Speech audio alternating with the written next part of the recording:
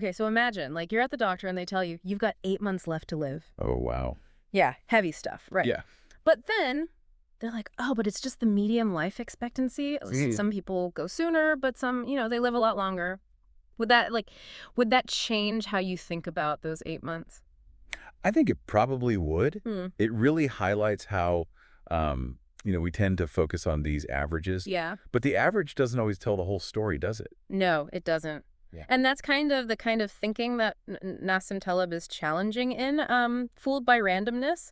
And so that's what we're diving into today. We're using, like, the first few chapters of his book to explore how, like, our brains just misunderstand randomness. Like we're wired to see patterns even where they don't exist. Totally. Are you ready to have some assumptions challenged? Absolutely. All right, let's do it. So Taleb, he starts with the story about Croesus. He was the king of Lydia. Okay. Like, think ancient wealth, right? Oh, yeah. Like even more extravagant than like those tech billionaires we see today. Totally. And Croesus, he's convinced that he's, the happiest man alive, right? And he asks this Greek legislator, Solon, who he thinks is the happiest. Cool. What do you think Solon says? I'm getting the sense it's not going to be like a straightforward answer. No, it is not. So Solon, he tells Croesus that you can't really judge like a life's happiness until it's over. That true happiness is like having a peaceful end. And that's something no one, not even a king, can really guarantee. Wow.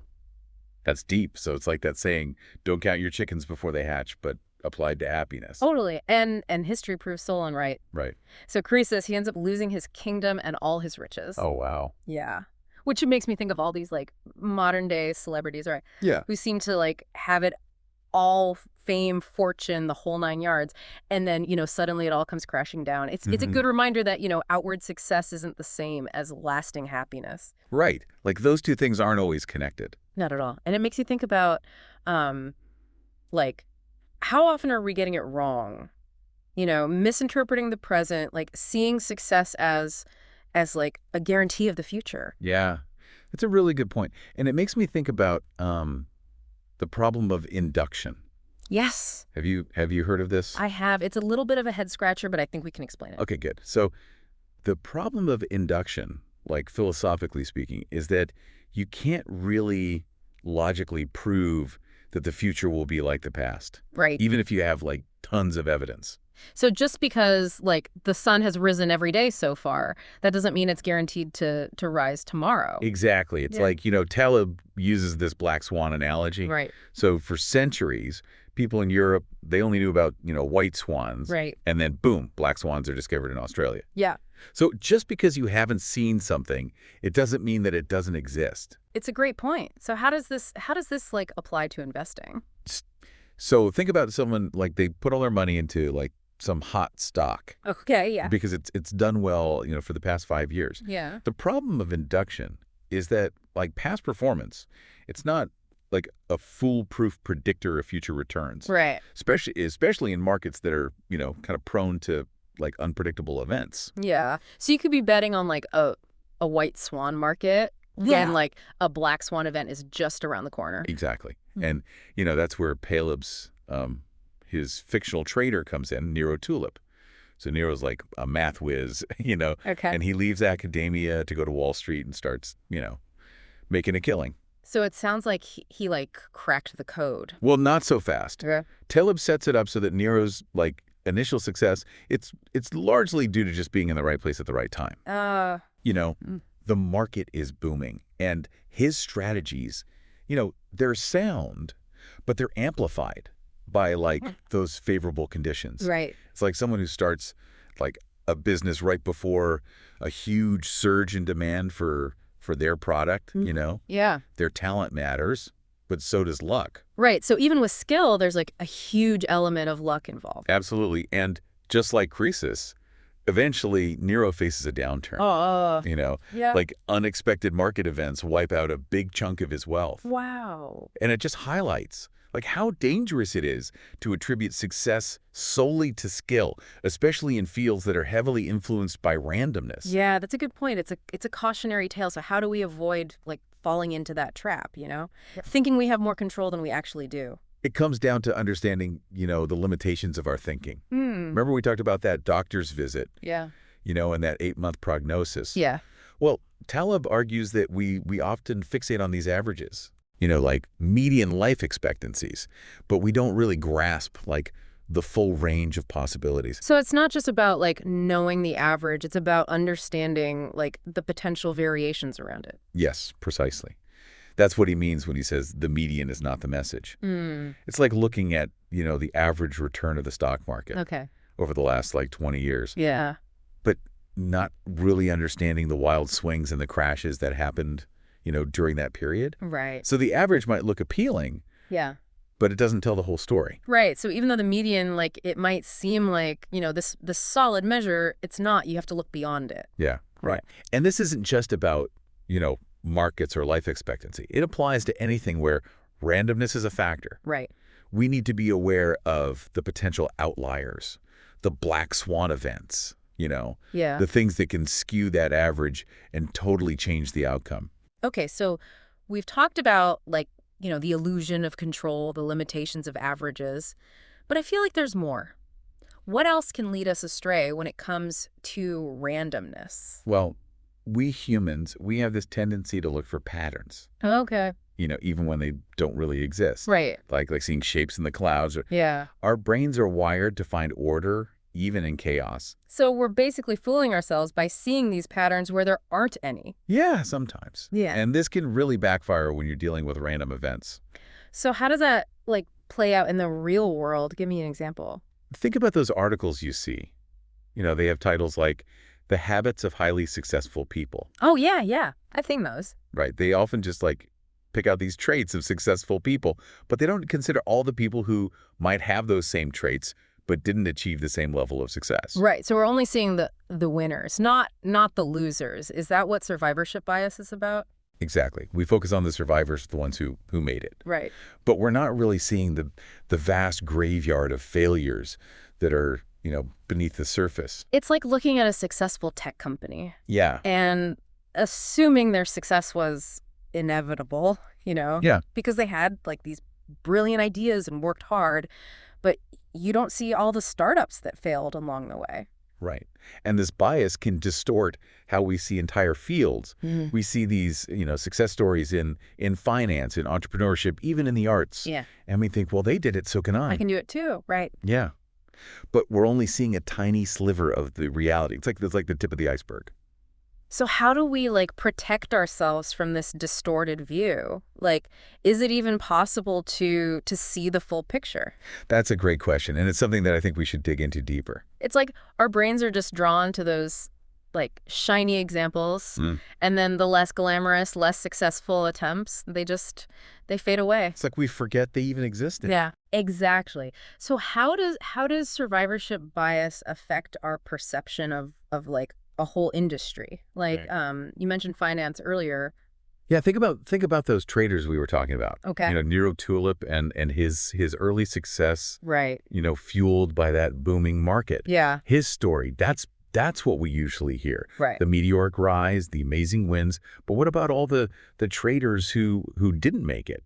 Right. The ones who used maybe similar strategies, but maybe they entered the market at a bad time. Yeah. Or they got hit by some random event that just, wiped out their game. So we're missing a huge part of the picture by only focusing on the people who survive. Exactly, and that creates this distorted view of the whole industry. Okay. People see these successful traders and they think, well, if they did it, it must be easy. I can do it too. Right, but they're not seeing all those other people who tried and failed. Right. Maybe even using those same strategies. Yeah, it's like assuming that every lottery winner had some, like, secret formula picking the right numbers. Exactly. When in reality, it's mostly luck. Yeah, it's chance, pure and simple. So this has real consequences then, right? Oh, yeah, for sure. People might rush into a field like finance, Okay. thinking that their chances of success are way higher than they actually are because they're only seeing, the winner's stories. Right. They might even, blame themselves when things don't go their way, Right. not realizing that luck plays such a huge role. So how do we protect ourselves from this this distorted view? How do we even begin to see the full picture? It's tough, but Yep. one thing you can do is consciously try to find those stories of the people who didn't make it. Okay. Read books and articles that analyze failures, Okay. examine those factors that contributed to those failures, and try to learn from them. Mhm. It's also about, understanding the role of randomness in success. Right.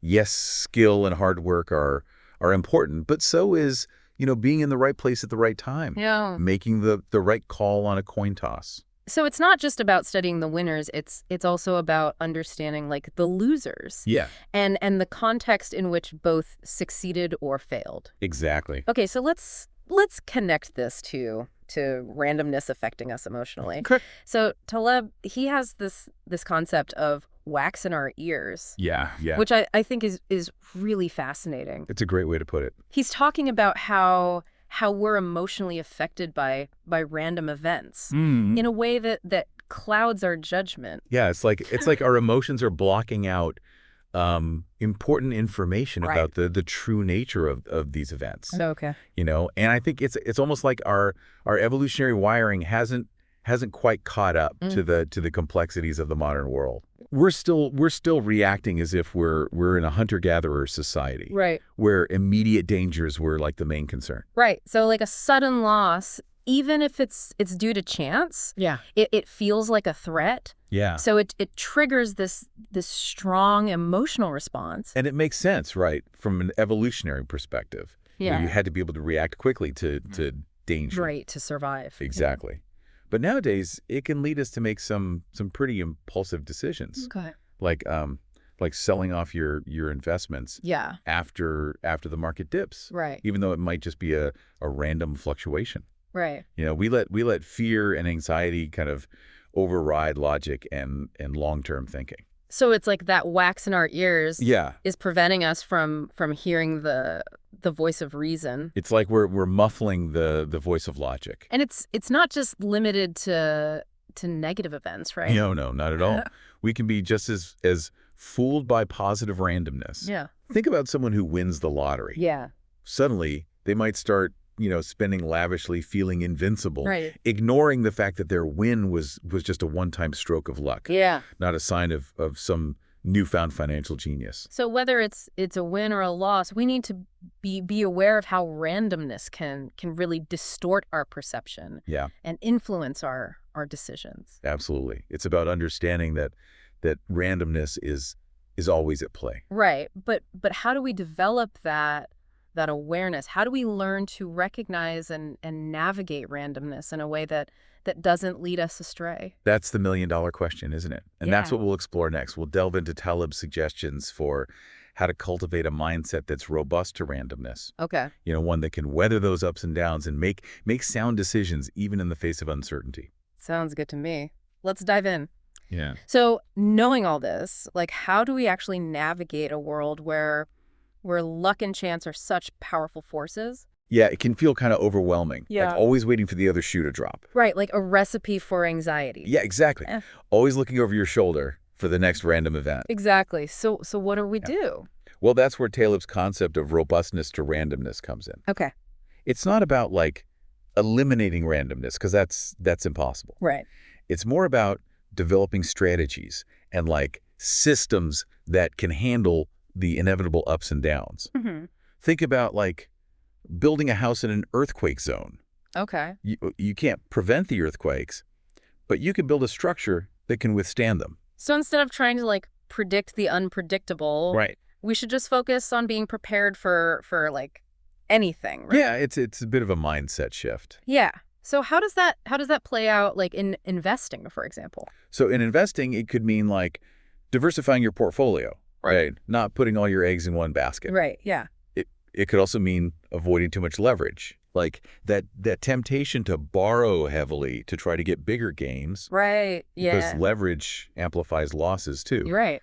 And when randomness strikes, Yeah. you want to be able to ride it out. Yeah. So it's about having a a margin of safety. Exactly. Like built into your strategy. Yeah, a buffer against the unexpected. Okay. And this applies to other areas of life too, right? Oh, absolutely. Like what about our careers? So in your career, it might mean like developing a bunch of different skills. Okay. You know, if your whole livelihood depends on just one specific skill, Yeah. some random technological disruption could leave you high and dry. Right.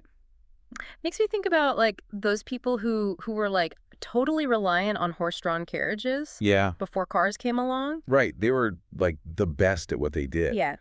But their expertise, it just became obsolete overnight. That's a good point. So having multiple income streams is another way to kind of build that robustness. Exactly. If one source dries up, you've got others to fall back on.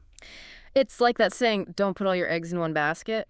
Right. But it goes even beyond that, right? Yeah, I think so. It's about constantly learning and adapting. Absolutely. The world's always changing. And the people who can learn new skills, embrace new technologies, adapt to new situations, those are the people who'll thrive in the long run. Yeah. So embracing randomness, it doesn't mean like passively accepting whatever happens. No, not at all. It's about being proactive, building resilience, preparing yourself to navigate like all the uncertainty. Exactly.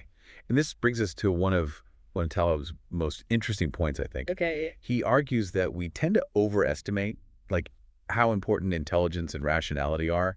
Okay. When what really matters is our ability to adapt and learn from our experiences. So it's not about like being the smartest person in the room. Not necessarily. It's about being the most like adaptable. Yeah, in a world that's full of random events, being able to like adjust your sails, learn from your mistakes, pivot when you need to, that's way more valuable than just being brilliant.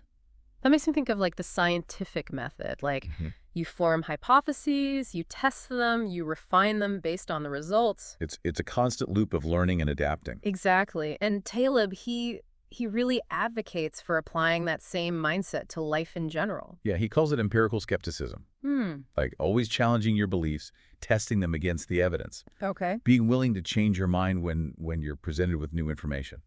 So it's about like having the humility to admit when you're wrong. Yeah. And the courage to change course if you need to. Exactly. And that brings us to one of the most important ideas from Fooled by Randomness, the idea of becoming what Taleb calls a philosophical skeptic. Okay, I'm intrigued. What does it mean to be a philosophical skeptic? It means being aware of your own biases, questioning your assumptions, recognizing the limits of your knowledge, accepting that you don't have all the answers. And that's okay. Yeah. It's about embracing uncertainty and uncomfortable not knowing. That's really powerful. Yeah, it's almost like a superpower. Yeah. The ability to be comfortable with not knowing. Because in a world that's ruled by randomness, certainty is just an illusion. That's a great way to put it. So as we wrap up our deep dive into Fooled by Randomness, what's one final thought you would leave with our listener? Remember Taleb's words. Mild success can be explainable by skills and labor.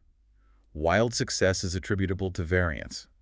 Don't be fooled into thinking that success is all about hard work and talent. Right. Luck plays a part, sometimes a big one. Stay humble, stay skeptical, and keep learning. That is some great advice. And that concludes our deep dive into Fooled by Randomness. We hope this exploration of chance and uncertainty has given you new insights and a fresh perspective on navigating the twists and turns of life. It's been a great discussion. It has. Until next time, keep questioning, keep learning, and keep diving deep.